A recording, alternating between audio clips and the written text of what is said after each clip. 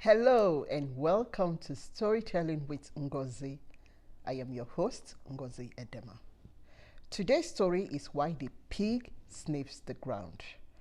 I love this story because it reminds me of my childhood. In many parts of Africa, it is very common to see children sit around an older adult who told them stories. Now, these stories were not from storybooks, but they were very entertaining, and children learned a lot from these stories. Many of those stories were stories that have been passed on from one generation to the next. A few of them could be true stories as well, but many are fiction. Fiction. That is a big word. Do you know what fiction means?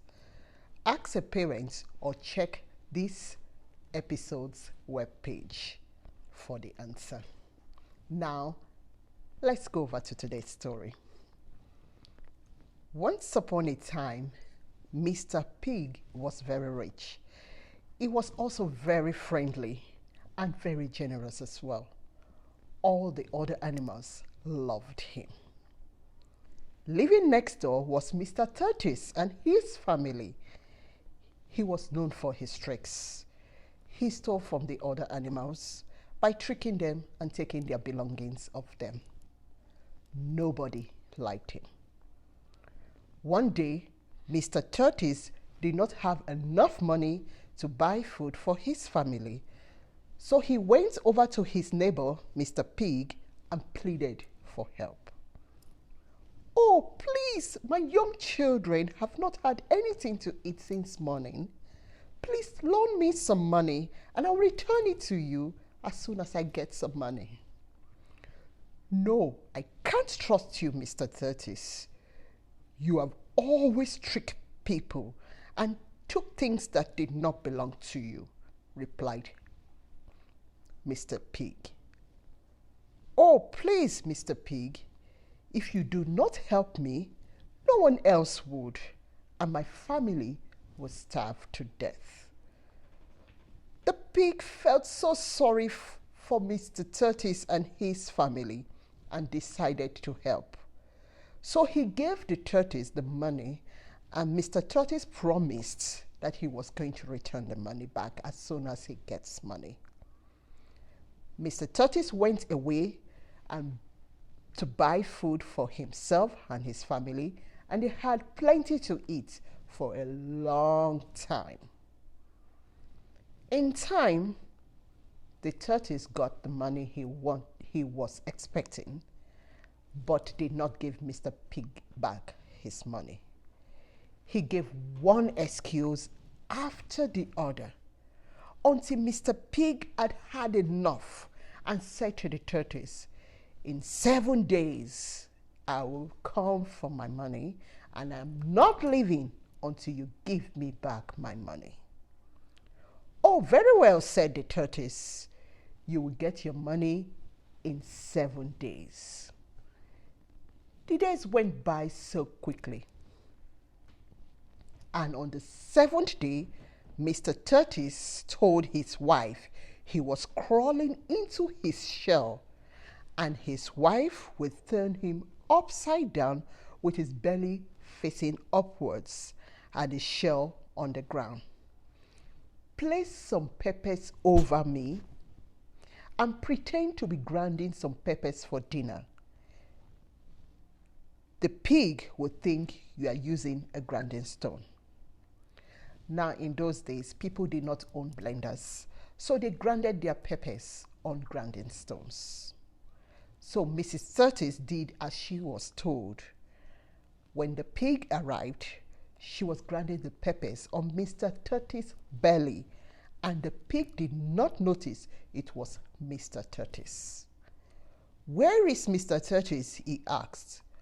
"I need my money back today." Mrs. Tortoise looked over her shoulders, but did not respond to the pig. Mr. Pig asked a second time, and she did exactly the same thing. Then he asked a third time. She looked at him, smiled, and carried on grinding her peppers. Mr. Pig had had enough. He picked up what he thought was a grinding stone and threw it over the fence.